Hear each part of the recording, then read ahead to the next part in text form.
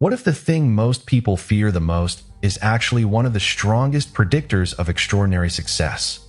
Not failure, not rejection, not hard work, being alone. Think about it. Some of the most influential people in history spent years walking a path few others understood. Before they were admired, they were doubted. Before they were celebrated, they were criticized. Before they changed the world, they spent long periods standing apart from it.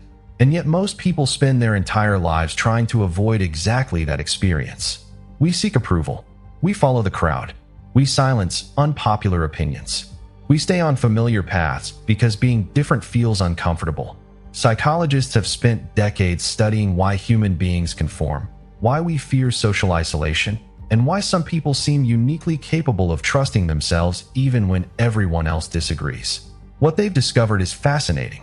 Many of the qualities associated with exceptional achievement, independent thinking, self-discipline, delayed gratification, resilience, and deep focus, often lead people away from the crowd long before they lead them toward success. In other words, the path to extraordinary results often begins with the willingness to stand alone. Today, we're exploring the psychology of self-reliance, why successful people often walk alone, and what science reveals about the surprising relationship between independence, achievement, and personal fulfillment. And by the end of this video, you may never look at solitude the same way again. To understand self-reliance, we first need to understand something fundamental about human nature. Human beings are wired for connection. For most of our evolutionary history, survival depended on belonging to a group. Thousands of years ago, being rejected by your tribe wasn't merely uncomfortable. It could be fatal. Food, protection, and cooperation all depended on social acceptance. Because of this, our brains evolved to treat social exclusion as a serious threat. Modern neuroscience supports this idea. Research has shown that social rejection activates many of the same brain regions involved in physical pain. The brain literally experiences exclusion as a form of suffering. This explains why criticism hurts, why rejection stings, why public embarrassment feels unbearable, and why so many people sacrifice authenticity for acceptance. Psychologist Solomon Asch demonstrated this tendency in one of the most famous experiments in social psychology. Participants were shown a simple visual task. The answer was obvious. Yet when other people in the room intentionally gave the wrong answer, many participants abandoned their own judgment and agreed with the group. Not because they believed the group was right, because they feared standing apart. This phenomenon is known as normative social influence. People often conform not because they agree, but because they want acceptance. Now consider how often this happens in everyday life. People choose careers because they're respected. People suppress opinions because they're unpopular. People remain in unhealthy relationships because leaving would disappoint others. People chase goals they never truly wanted because everyone else seems to value them. The desire to belong is one of the strongest forces in human psychology. But there is a problem. Extraordinary success rarely comes from doing what everyone else is doing. If you follow the crowd, you'll usually arrive where the crowd arrives. The people who create new ideas, challenge old assumptions, and achieve uncommon results often begin by making uncommon decisions. And uncommon decisions frequently create distance between you and the people around you. This is the first paradox of self-reliance. The more independently you think, the less likely you are to receive immediate social validation. The crowd rewards conformity. Success often rewards originality. And those two forces are frequently in conflict. When people hear the phrase self-reliance, they often imagine someone who refuses help, someone isolated, someone emotionally detached.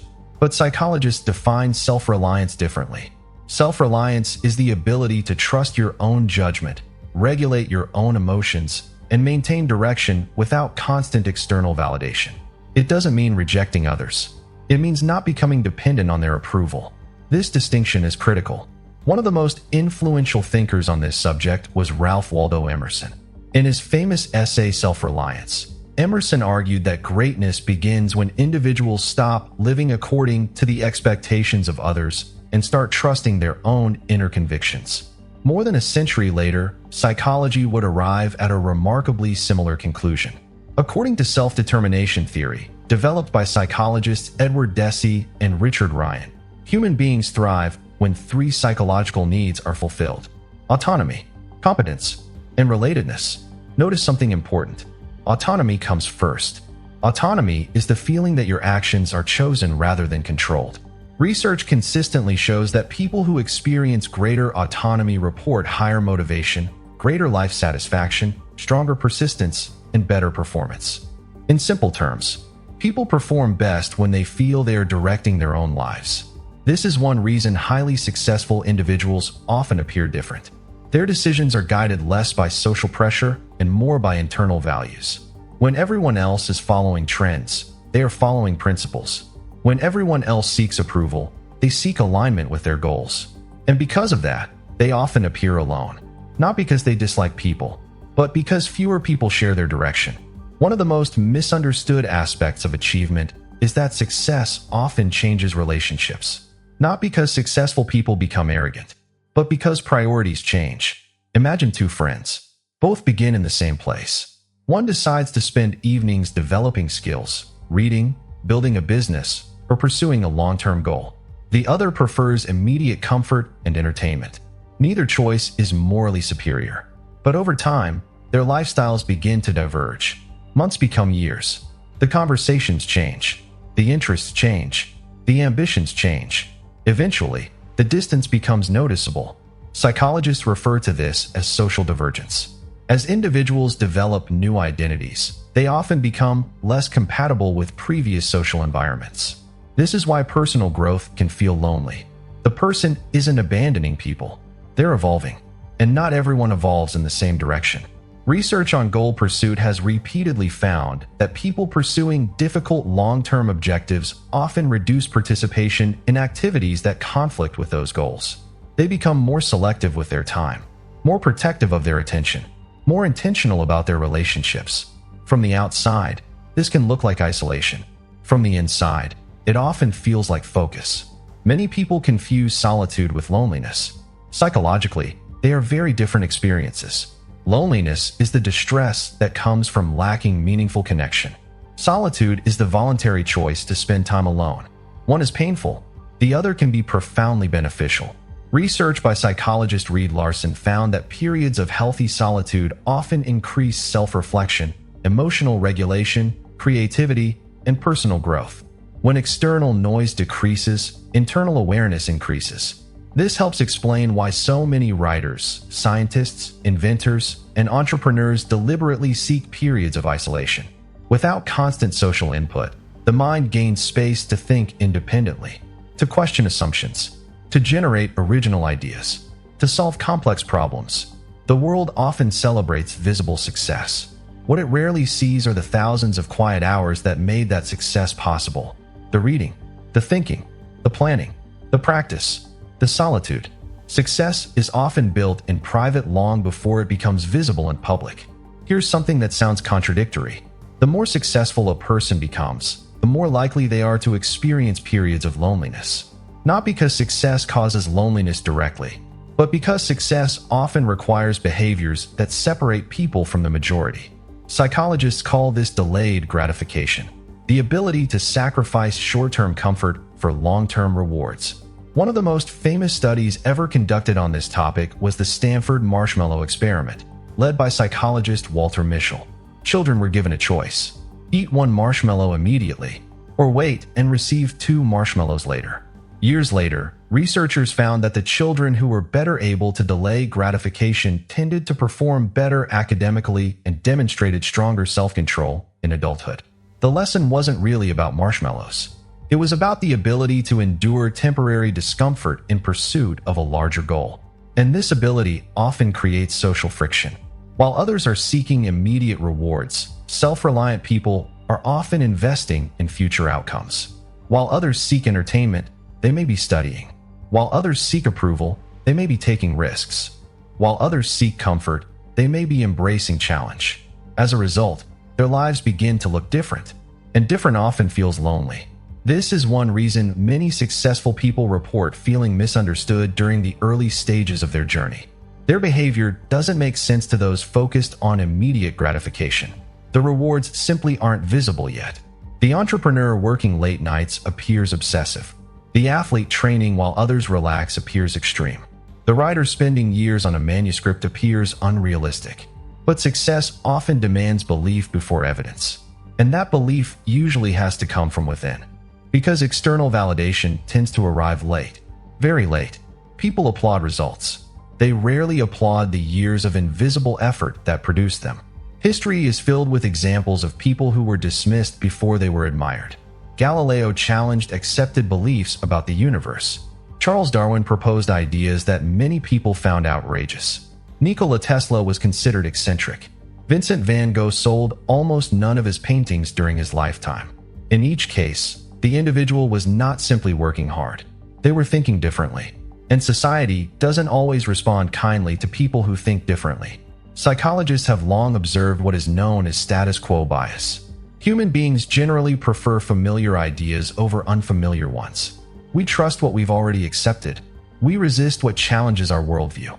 As a result, independent thinkers often face resistance. Not because they're wrong, but because they're early. When someone questions assumptions, they create psychological discomfort. People instinctively defend the beliefs and behaviors that make them feel secure. This means self-reliant individuals frequently encounter criticism, skepticism, and doubt. And that's where many people quit. Not because the goal is impossible, but because social resistance becomes emotionally exhausting. The self-reliant person learns a crucial lesson. Being understood immediately is not always necessary.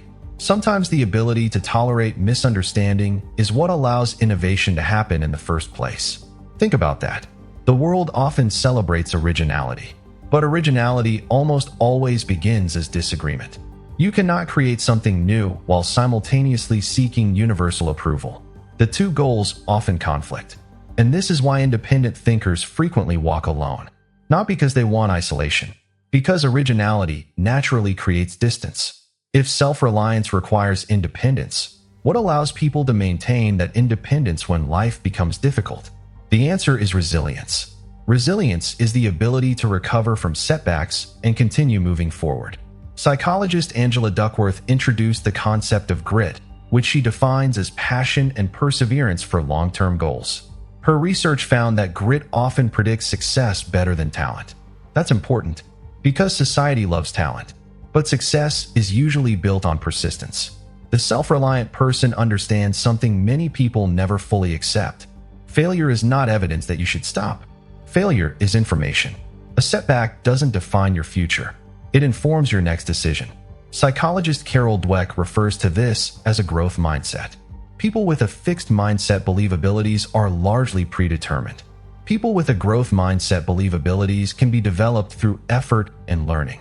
This difference changes everything. When faced with failure, a fixed mindset asks, "What does this say about me?" A growth mindset asks, "What can this teach me?" Self-reliant individuals tend to adopt the second perspective. They become less dependent on praise and less devastated by criticism. Their confidence comes from competence rather than validation. And because of that, they can continue moving forward even when nobody is cheering them on. That ability is rare and incredibly powerful. Let's talk about something uncomfortable. Many people never achieve their potential because they become addicted to approval. Approval feels good. Social media likes, compliments, recognition, praise. The brain rewards these experiences with dopamine, and dopamine reinforces behavior. There's nothing wrong with enjoying appreciation. The problem begins when approval becomes the primary source of motivation. Because approval is unpredictable. Sometimes people support you, sometimes they don't. If your confidence depends entirely on external validation, your direction becomes unstable. You stop asking, "What do I believe?" and start asking, "What will people approve of?" Psychologists call this an external locus of control. People with an external locus of control believe outcomes are primarily determined by external forces. People with an internal locus of control believe their actions significantly influence outcomes.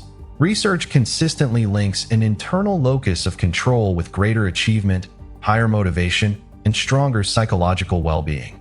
Self-reliant individuals develop an internal compass. They still listen to advice. They still learn from others. But they don't surrender responsibility for their decisions. They understand that approval is a bonus, not a necessity. And that mindset creates a remarkable form of freedom. The freedom to pursue meaningful goals regardless of popular opinion. At this point, it's important to clarify something. The most successful people do not succeed entirely alone. That's a myth. Even highly independent individuals rely on mentors, teachers, collaborators, friends, and family. The difference is that they don't depend on those relationships for their identity. Self-reliance does not mean rejecting support. It means remaining capable when support is unavailable. It means maintaining your values even when others disagree.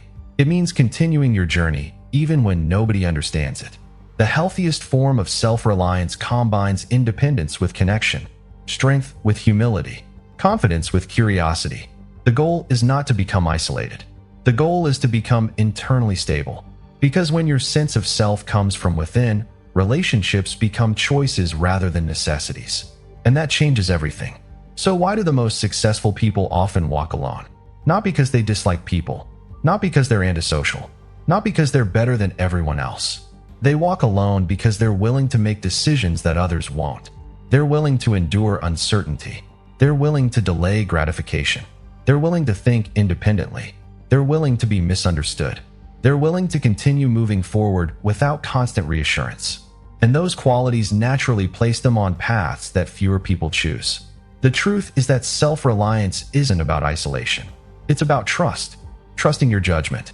Trusting your ability to learn. Trusting your capacity to adapt. Trusting yourself enough to continue even when the crowd moves in another direction. History's greatest achievements were rarely created by people waiting for permission.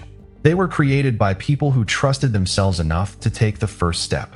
Sometimes alone, often uncertain, but always moving forward. And perhaps that's the most important lesson of all. The goal isn't to walk alone forever. The goal is to become the kind of person who can.